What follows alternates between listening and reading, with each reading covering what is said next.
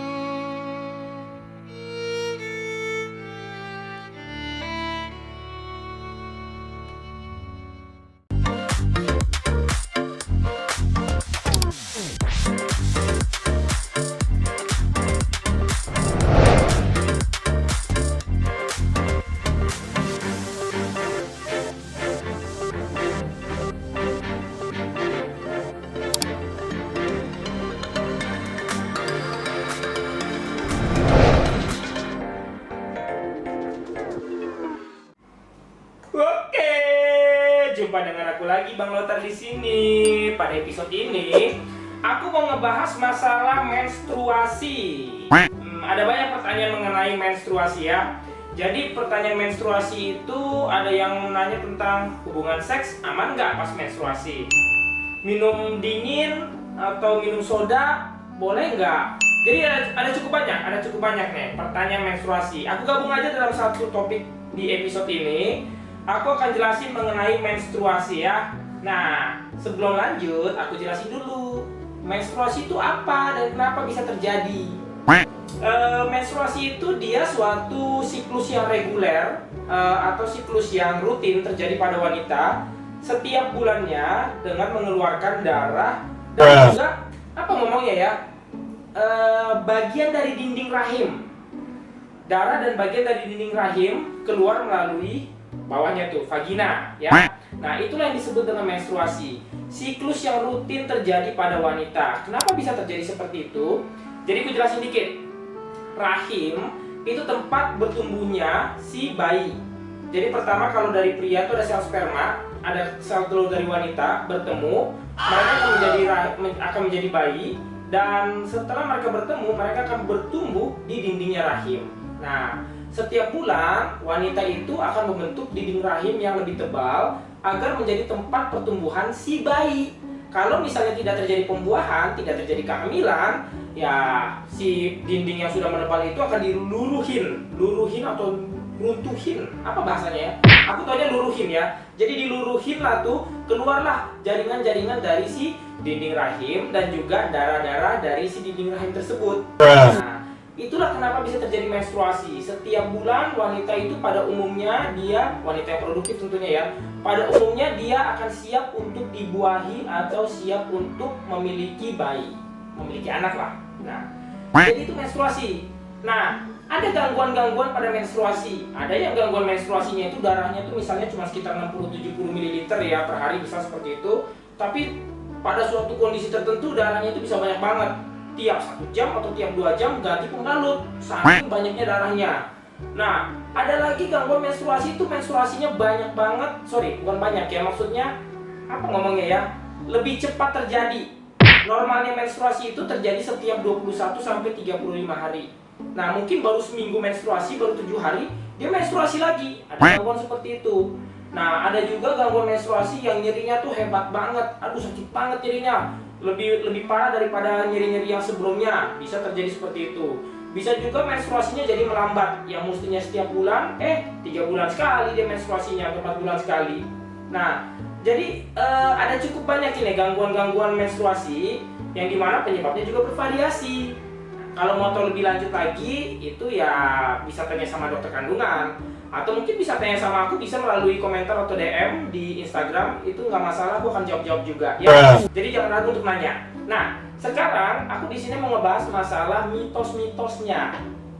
Ini ada suatu mitos, ada pernyataan lebih tepatnya, yang bilang kalau misalnya menstruasi tidak boleh minum air es lebih tepatnya. Es bukan diminum ya, dikunyah. Jadi nggak boleh minum air es atau air dingin. Nah, kalau misalnya kalian minum itu kan dari mulut. air itu tentu akan masuk ke dalam lambung, saluran cerna. Nah, jadi minumnya itu dari atas, ya bukan dari bawah, otomatis ya di bagian rahim atau bagian reproduksi seharusnya nggak ada masalah.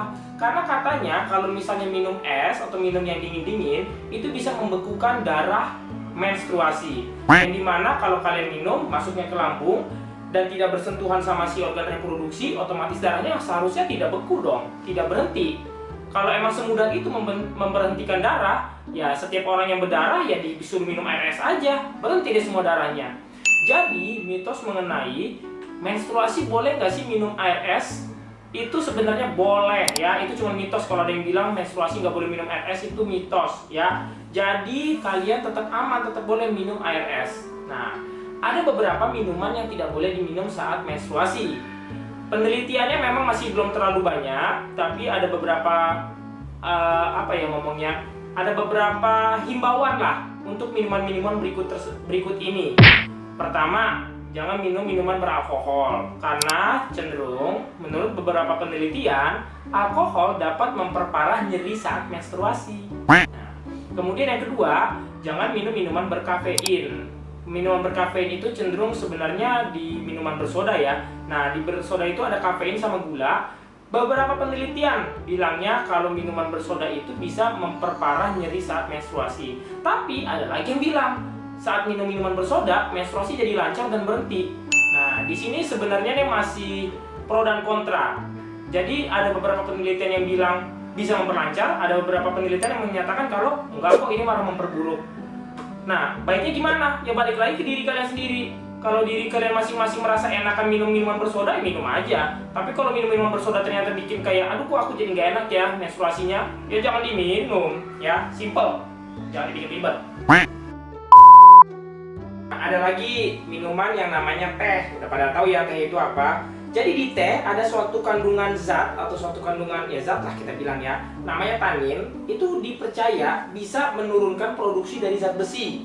Otomatis zat besi untuk produksi sel darah merahnya menurun penyerapannya, dan juga tadi saya ngomongnya apa ya? Teh itu ada tanin yang bisa mengganggu penyerapan dari zat besi, sehingga ketika zat besinya penyerapannya menurun, produksi dari sel darah merah juga akan menurun. Nah, kan kalau menstruasi keluar darah, sedangkan produksi untuk ganti darah yang keluar juga menurun, otomatis bisa membuat jadi anemia. Oke, jadi teh sebenarnya kalau diminum kayak sewajarnya ya satu cangkir mungkin masih oke lah ya. Tapi kalau diminum dalam dalam jumlah yang banyak, ya sebaiknya sih hindari dulu ya saat menstruasi. Nah, kemudian kopi. Kopi ini bisa membuat masalah pada asam lambung. Sedangkan kalau orang mengalami gangguan pada lambung, dipercayai dia itu bisa membuat nyeri pada headnya itu semakin bertambah hebat ya. Jadi untuk minuman-minuman yang tadi udah aku sebutin kayak teh, soda, kopi, apalagi tadi itu alkohol, minuman beralkohol ya, sebaiknya dihindari dulu ketika kalian sedang menstruasi ya, bagi wanita-wanita. Nah, ini aku mau bahas mengenai mitos-mitos lain. Tadi dia mitos yang pertama mengenai kalau minum air es itu tidak boleh karena bisa menyebabkan beku dari si darah menstruasinya. Itu mitos doang ya, jadi itu tidak benar, bukan fakta. Jadi boleh minum air es. Sekarang mitos-mitos yang lainnya. Nah, mitos yang pertama nih aku mau bahas dulu, itu mengenai seks saat haid. Pertama, boleh atau enggak? Kedua, bisa hamil enggak? Nah, ini pertanyaan yang cukup banyak nih. Pertama, jawab dulu nih ya, mengenai seks saat haid, boleh atau enggak? Boleh ya. Malah cenderung beberapa wanita, mereka itu ketika menstruasi atau ketika haid, nafsu seksnya itu semakin besar. Nah, jadi kalau seks saat haid itu masih boleh ya, nggak masalah. Mungkin bisa dicoba di kamar mandi ya. Jadi kalau misalnya keluar darah, ada darah yang keluar membanjiri tubuh dan ubinnya, itu bisa segera dibersihin kalau kamar mandi. Jadi itu, hubungan seks saat haid boleh ya, tidak masalah. Tapi ya kalian harus tahu juga, nanti jangan sampai si cowoknya merasa jijik atau merasa kayak kaget ngelihat ada darah ya. Jadi itu, aku ingetin baik-baik ya, yang tadi aku sebutin itu berdasarkan medis ya. Balik lagi, yang aku sebutin di video-videoku ini adalah berdasarkan medis ya, bukan agama. Kemudian tadi pertanyaannya tentang haid. Oh, seks saat haid itu tidak bisa hamil, katanya seperti itu. Asal kalian tahu ya, seks saat haid itu tetap bisa hamil ya kemungkinannya, tapi emang semakin kecil ya. Untuk informasi aja nih, sperma di dalam saluran reproduksi wanita di dalam vagina atau mungkin di atasnya lagi ya, di vagina atau bagian atasnya lagi itu bisa bertahan hingga 7 hari ya. Jadi kalau wanita dia tuh sedang menstruasi, berhubungan seks, si cowoknya ejakulasi di dalam. Nah kemudian gak nyampe 7 hari ternyata sudah terjadi ovulasi atau keluarnya sel telur yang siap untuk dibuahi, ya bisa aja hamil jadinya. Oke, jadi jangan berpikir kalau misalnya seks saat haid itu tidak akan hamil. Tapi emang ada beberapa trik seks saat kapan yang tidak hamil. Nah, untuk tahu triknya bukan di sini aku sebutin, itu melalui DM ya. Mau nanya-nanya silakan DM, nanti aku akan sebutin di situ. Karena kalau aku sebutin di sini nanti terlalu mengedukasi yang aneh-aneh kesannya ya. Jadi itu. Nah, kemudian ada lagi mitos mengenai kalau orang haid tidak boleh keramas karena pori-pori kebuka. Terus kenapa kalau pori-pori kebuka? Terus apa hubungannya sama keramas? Aku nggak tahu ya. Ini jujur aja nih mitos ya, karena aku nggak tahu dan aku nggak pernah dengar ada efek dari keramas dengan haid ya. Bagi kalian yang haid, mau keramas ya keramas aja, mau 3 kali, 4 kali terserah. Ada lagi yang bilang pas saat haid itu atau saat menstruasi tidak boleh olahraga. Salah ya. Ketika kalian haid atau menstruasi, kalian boleh olahraga. Karena dengan kalian berolahraga, itu akan menyebabkan otot-otot tuh terjadi perenggangan. Biasanya tuh nyeri haidnya itu rada berkurang ya. Nah, ada yang bilang haid itu darah kotor. Aku nggak tahu definisi darah kotor itu apa ya. Apakah darah yang sudah tumpah ke tanah kemudian kena ke lantai terus kena tanah jadi kotor? Aku nggak tahu ya definisi darah kotor itu seperti apa. Tapi yang namanya darah ya darah, nggak ada yang darah bersih, darah kotor. Mungkin secara kiasan bagi dokter lah ya kita ngomongnya, itu ada darah yang mengandung oksigen, ada darah yang mengandung karbon dioksida.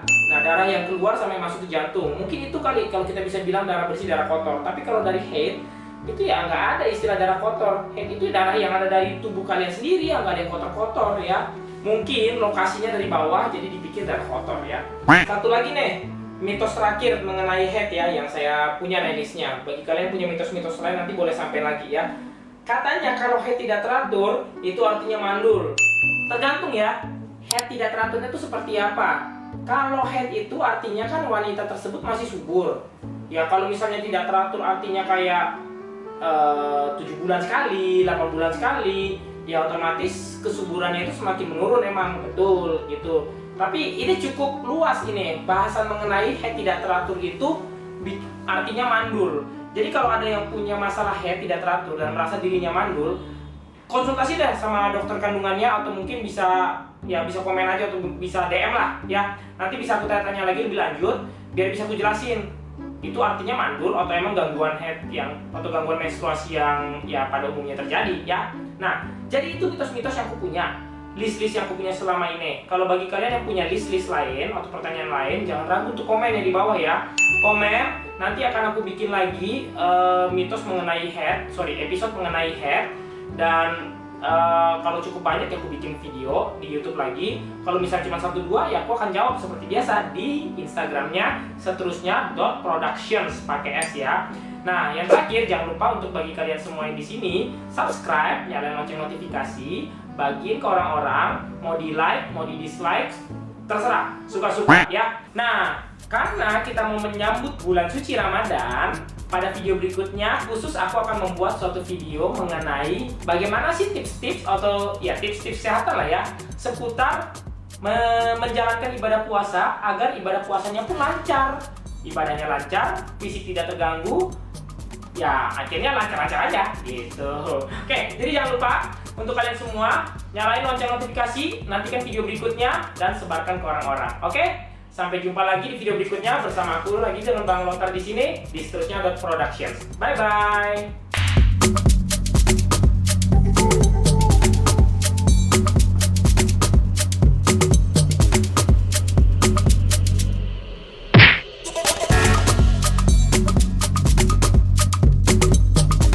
Aku lagi nyari kontaknya Lisa Blackpink. Kalau bagi kalian punya kontaknya Lisa Blackpink, sebenarnya bukan Lisa Blackpink sih. Kim Jisoo. Kim Jisoo itu siapa sih namanya, Pak? Kim Jong Il. Bagi kalian punya kontaknya Kim Jisoo, tolong ya DM aku mau WhatsApp dia, mau PDKT sama Kim Jisoo, oke? Doain supaya lancar. Fighting!